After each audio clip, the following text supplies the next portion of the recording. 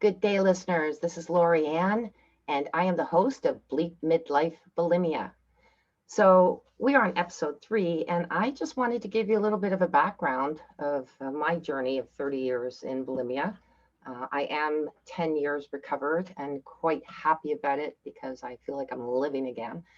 But in my particular case, I started around 17. When I was 16, my parents moved me to another city. And I always say that it was very much like when you're 16, you may as well have, sent me to Siberia, even if it was just 5 hours away. But from there, I was very active in the school when I was 16. But then when I moved to the new school, I was quite passive because they didn't have the same sports that I loved to play. And ultimately, being passive, the eating habits changed at the same time. Now, granted, let me go back really quickly, but my eldest sister was getting married just before we moved as well. And she had told me that I was overweight. And so she put me on a liquid diet. And that's where the dieting started. Prior to that, I never even thought about it. I mean, I know when I was a kid, I was picked on for being overweight, but looking back now, it was primarily because I was probably about 5 inches taller than them. So the actual weight on the scale had nothing to do with how fat I was. Back then, you don't know that, as you guys would probably imagine. So coming back forward again, from that point on, though, I became very aware. Now, understand, I was about 5'7". I am 5'9" now. I actually grew after my 16th, 17th year, and 130 pounds. There's no fat there, and very muscular because I was quite into sports. So it sort of confused me, to tell you the truth, why I would be stating that. But in my oldest sister's charts, which they had back, this would have been in the 1970s, late 1970s, the charts would tell me that, I was too large because, of course, everybody had to be, bone skinny. So coming back to the new place that I moved, I ended up it was hard. You're going into a high school, you don't know anybody. Then I did meet a bunch of girls, and one in particular was, in the dieting, and I was starting to use, that sweetener, and I would hide the packets. And then she saw me one day, she goes, "Oh, I'm doing the same thing." And then this lady, she was even thinner. She was like my height and, 125, beautiful. And here we are dieting. What the heck is that? Anyhow, needless to say, I'm sure that a lot of the listeners out there who are bulimic or have been would understand is that ended up being a whirlwind of the diets and the yo-yos and the ups and downs, and mostly up. So you'd come down a few pounds, but gained more upwards.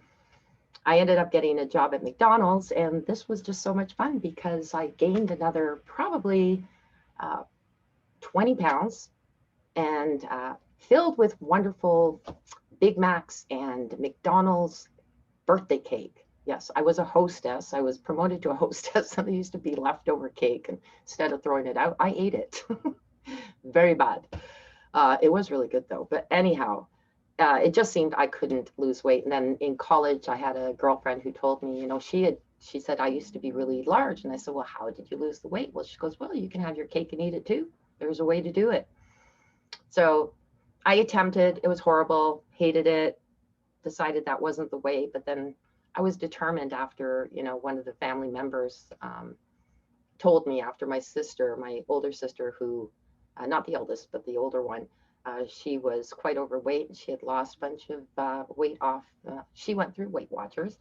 And when she came home, yes, I was told that I was the only fat one left in the family. So that triggered something in me. And it's strange, though, because when I'm looking back at who I was and what I was and how I changed through that move, was very significant part of the whole behavioral change as well. So needless to say, I kept trying, and I finally succeeded. And it wasn't long before my sister, the second oldest, I have 3, by the way, found out and ran to mommy and told her. And then my mother yelled at me, which was typically the way it was. Now, by this time, it was like 1979, 1980, somewhere around that.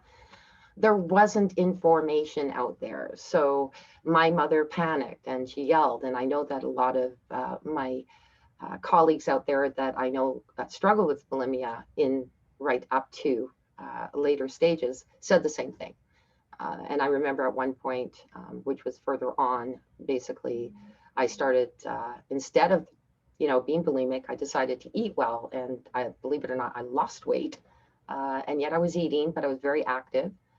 And I was basically threatened that I'd be thrown out if I didn't gain weight. So those are the things that we went through back then. But let's, I'm digressing here. So quickly into the next stage, I lost some weight. I never got really skinny, but I did lose the weight so that I went down to my regular 130 pounds, and I was quite happy about it. And at that time, I really didn't figure out where my bulimia was going.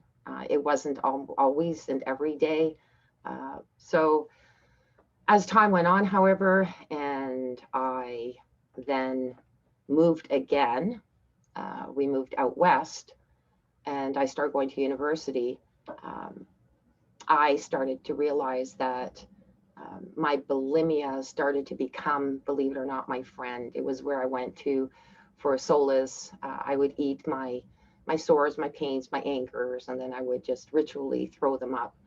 And I did end up having a boyfriend at that time who I did confide in, and he was really sweet, but he didn't know what to do. And I started going further into a bubble. Like I just wanted to hide from everybody.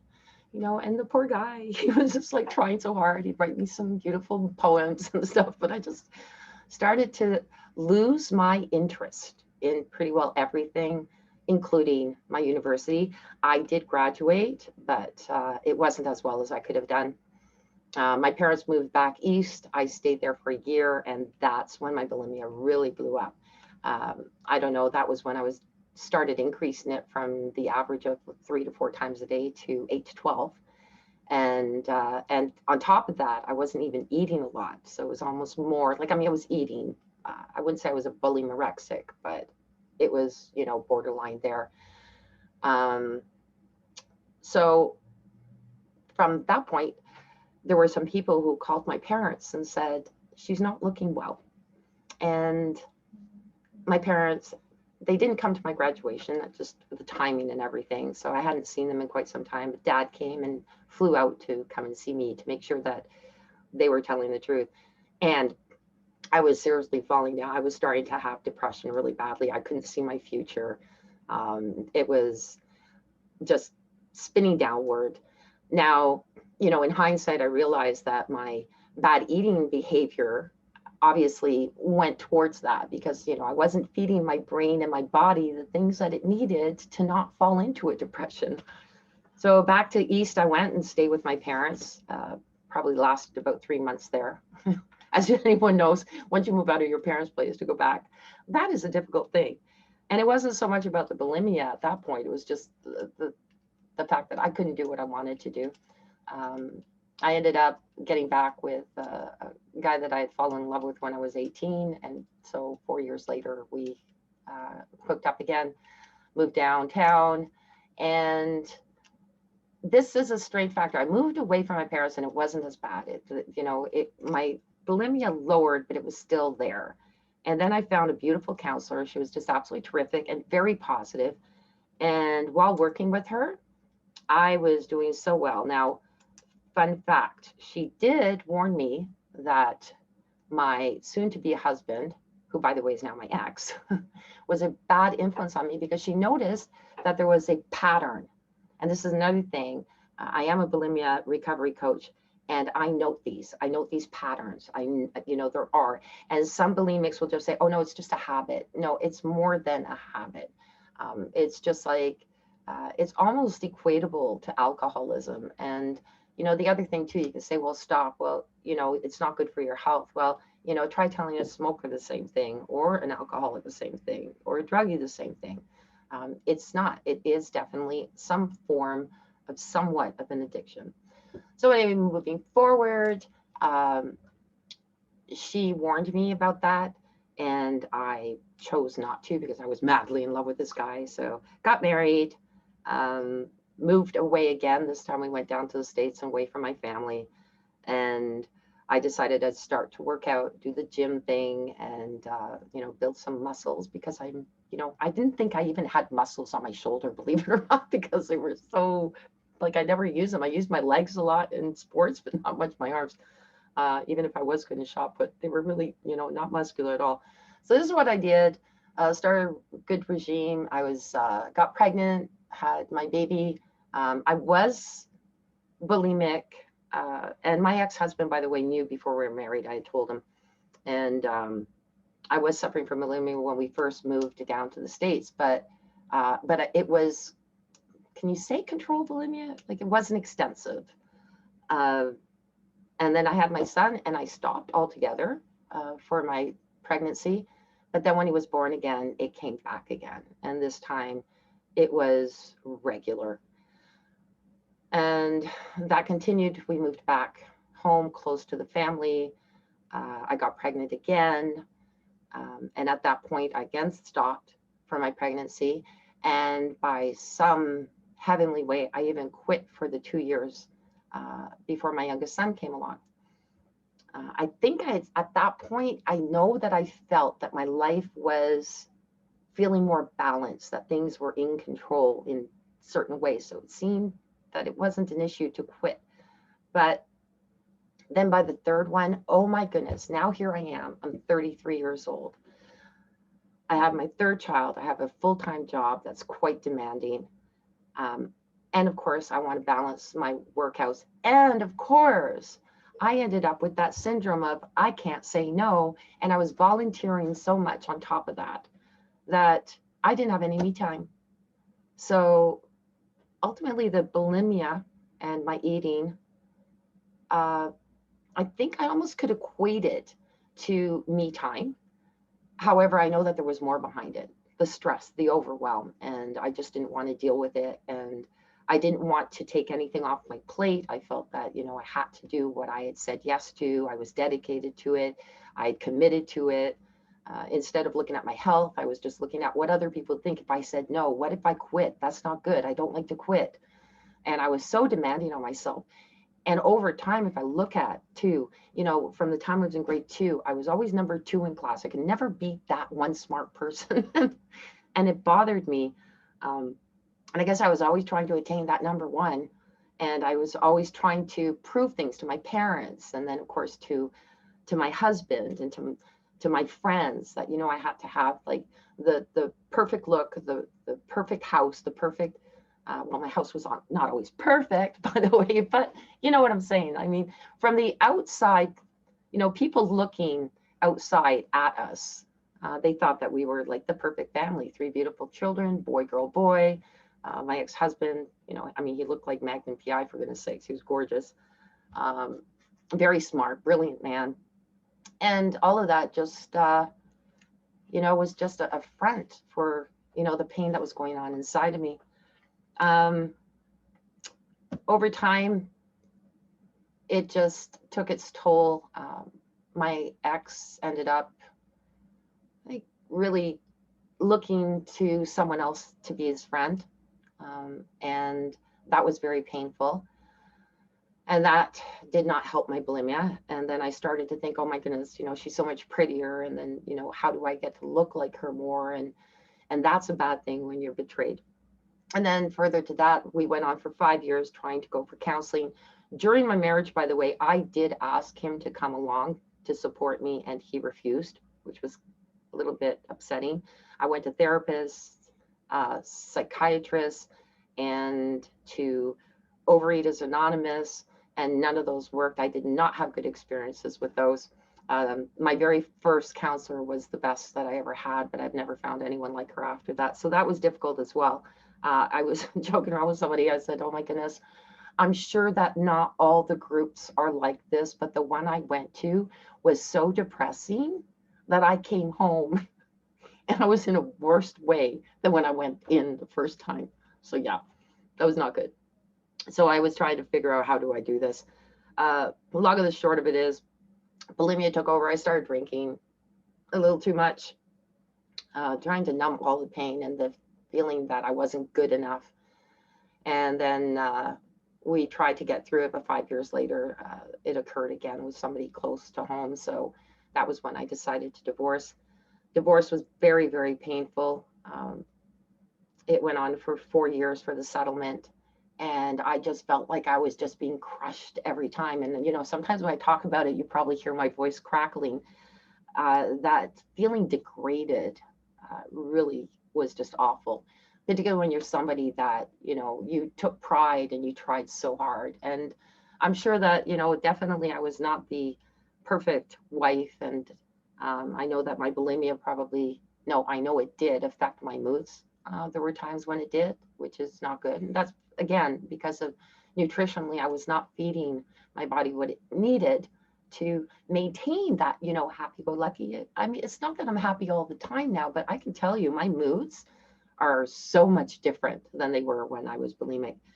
So I left him, and then, you know, my daughter stayed with me for a while, and then at 13, she decided to go move with her dad. So I decided to move away, started a business, probably the worst time in life that I did. It was, you know, during this recession. And on top of that, I was panicking so much that I tried to grow the business too quickly. It was an auto repair shop. I added a muffler shop to it. I added an impound, and there was a used cars dealership that I had set up to there. So that became really overwhelming. You know, when you have to pay your employees and you're sitting there going, oh my goodness, going to make it to the next month. At the time I was getting alimony, and that did help. But in the end, not enough. So I had to close shop. At the time I closed shop, I also stopped the alimony. I just wanted to cut ties with my ex-husband altogether. It just wasn't, you know, it almost felt as if there was still something over me as long as there was something stuck to it. So I moved in with my sister for about 3 months while I was trying to get my feet back on the ground. And it was a strange thing because having cut all the ties, all of a sudden I woke up one morning, and after my sister did say, she goes, no, I can still hear you. I know that you still have bulimia. Oh my goodness, what an eye-opener. Listeners, I was 48 years old and still struggling with bulimia.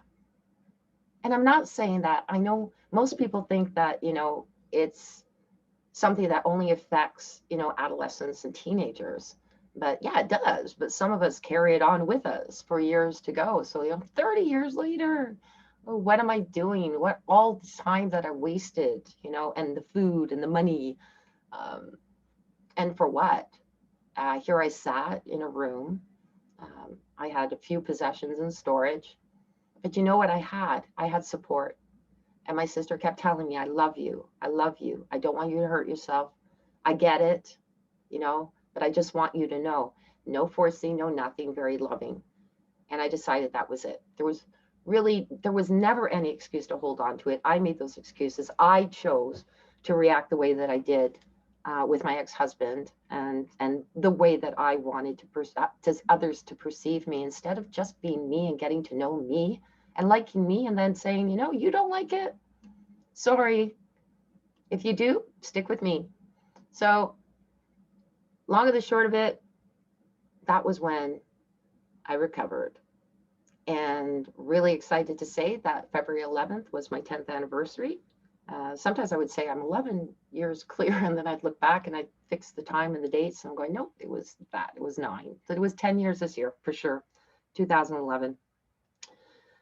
And in those 10 years, what I really want to say is, in the first 3 years, the toughest thing I ever had to do was face my emotions. For one, with all of the support that the people were giving me when I lost my business and everything, I realized that that's what you really need, the support, the love. Materialistic stuff is important to a certain degree, but really when it comes down to it, it's not. It's the people around you, the people that you love. I started feeling the love more. Sometimes that can be really scary because when you're sort of numbing yourself, you know, if something happens, it's easier to handle, I guess, in a sense, because you're feeling more numb than the feelings themselves.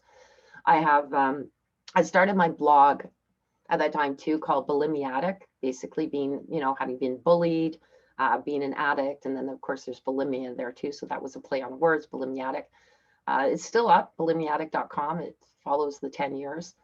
The last few have been a lot more pleasant than the first 3, because I was writing it all out. I was just sitting there going, oh my goodness, and then, then stopping drinking. And then I wrote one, that I had, and I posted it, a couple of years later, because I think I was afraid to post at the time. Basically, the sober crying while you're sober. And completely sober. We're talking no alcohol, no bulimia, no nothing. You're sober. And it was enlightening, believe it or not. So once the 3 years went by, I got a hold of the emotions. Now, the other thing that happened, though, is through that, because I had to deal with my emotions, let me tell you, I did have extreme anxiety. And that was probably the hardest thing to get past. I still do suffer from it now and again, but at least I have a knowledge of what it is and what could be going on inside of me. Sometimes I don't. If I don't, then I go for help. Because sometimes anxiety, you can be anxious and not really know what it's about. But that is a possibility. I know there's depression, but there's also anxiety. And I found the two to be quite different. When I was 22, the depression was very different than the anxiety that I had when I was, I guess that would have hit me when I was 40, just after 48. So, no, I was 48. So COVID brought it on a little bit again. I think that was more so, though, the anxiety was more financial, though. It was not so much as emotional. And I think that many of us felt that way in that case. So understanding that, just everything will be okay. You've got your family to support you. And I hope that my listeners, those of you who are going through any of this, that you do have supportive family. Definitely reach out to somebody, whether it is, a friend, a colleague, or even, a coach.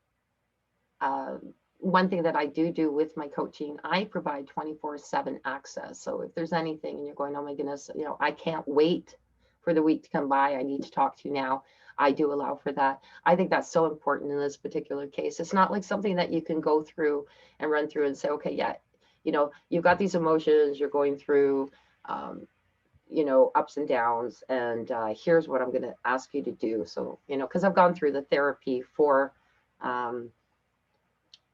basically some trauma that had occurred that I decided not to deal with until later on in life. And those were things that they would give me exercises, and I would work on the exercise. And then, the week later I would go and I would chat about it. We would discuss about what went on. It was great, and it really did help, by the way. It was, I should have done it years ago. Basically, maybe what I should have done is said, no, I'm not here for my bulimia. I'm here to fix my head. There's things I'm carrying with me, obviously, that I didn't realize that they were that, heavy weighting on my mind. So yeah, it was great to get past that. And like I said, if you do need somebody, have somebody that's there when you need them. Like I was saying, the one therapy is one thing if you're dealing with one thing, but with bulimia, it could be as much as you can sit there and go, I want to do this, and you're waiting there, and 2 hours later you're going to do it. Whereas if you get to chat somebody at the onset of when you're feeling it, there's the possibility of, pushing that mindset aside, maybe finding something else to do. Even just the talking could help. So that's me. So I am now 58 years old, and I've never been happier. And I love this because why I want the Bleep Midlife Bulimia is to let women know out there that, midlife, I know some of them, depending, 35, but I would say more like 40 and 50, we're going through a lot of different things than we did when we were in our adolescence. And just quickly to overview it, one thing that I did research, I knew already, but I wanted to research a little bit further, was the fact that, don't forget, when we're turning 40, we're moving into our adult puberty. We're going to be changing. We're going to be, instead of getting our periods, we're going to be losing our periods. We're going to be doing hot flashes. Our bodies are going to be changing. There is a bit of a wave right now of women in their 40s starting bulimia because of these changes in their lives. And we really I highly do not recommend it, because it does become more than just a diet, and it does become an addiction, not a habit. It's an addiction, because if it was, well, I guess to some point, a habit is something hard to break, but I believe that it does more than that. And that's my opinion, by the way. I am not a psychiatrist, and so I'm just telling you there. Here's my disclaimer. What I say here is my opinion. So yeah, just reach out, and don't forget, yeah, we're going to change. And you know, some days I look at my body, I'm going, I know I'm never going to have the body that I had when I was in my 20s and 30s. So I better well like it. Just a little clue as I go out. I have a nephew who passed away at 23 of cancer. And let me try and get through this without my voice crackling. One thing that he made me realize, there's some mornings we wake up and go, oh my goodness, I can't stand it. Look at my hair. My hair is just awful, you know, or oh my goodness, I've gained 3 or 4, 5 pounds.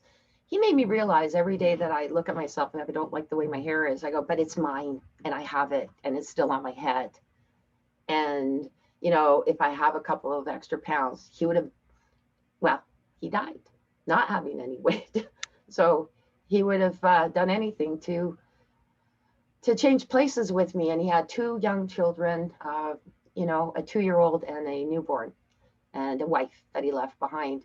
And so what we have to look at is be grateful for what you have. I know that that's not the answer to getting over bulimia, but next time you wake up in the morning, if your hair is not quite right, or if you have that little extra pound, just think of all the people out there who would just give anything to have, you know, hair that they don't have to put a wig over their head because they've lost it, or, you know, or trying to gain the extra pounds because they're ill and they can't. So it's not about, you know, when you quit, it's not, you're not necessarily going to gain weight. You might gain a pound or 2. It's possible, but don't be under the misguide of the fact that when you quit, you're just going to gain weight. There is definitely not that. I have maintained my weight at 130 for 10 years, and I eat whatever I want to eat. At the beginning, I had to watch it because, yes, we have the trigger foods, but over time, I got comfortable with the trigger foods. If I want a Big Mac, I'll eat a Big Mac. I eat it slowly so that if I'm full, I won't finish it. And if I'm hungry, then I will. But I know when to stop. And that's the thing. And of course, you also have to know the quantities, because remember, I did work at McDonald's. At that time, I didn't know when to stop. All right, guys, thanks for listening. And if anybody of you listeners are out there and want to be on my show, please, I do definitely want to start doing some more of these. I do have another podcast. I just love the interviews. They're so much fun. And so you can reach me by email at bleepbulimia@gmail.com. Or you can go to bleepbulimia.com. There's a request form to be a guest on my show, and I would love to hear from you. Whether you're somebody who is helping bulimics, definitely you're welcome to come on board. And if you're a bulimic, whether you are one and you're comfortable talking about it on the podcast, or if you're a recovered one, please get a hold of me. Love to hear from you and love to hear your experiences. On my website too, I will be posting, there is a link to an actual website. I'll be posting the different topics that I want to cover as well, so you can pick one of those. Anyway, you guys have a great afternoon. Thank you very much for listening. And this is LaurieAnn signing off from Bleep Midlife Bulimia. Take care, everyone.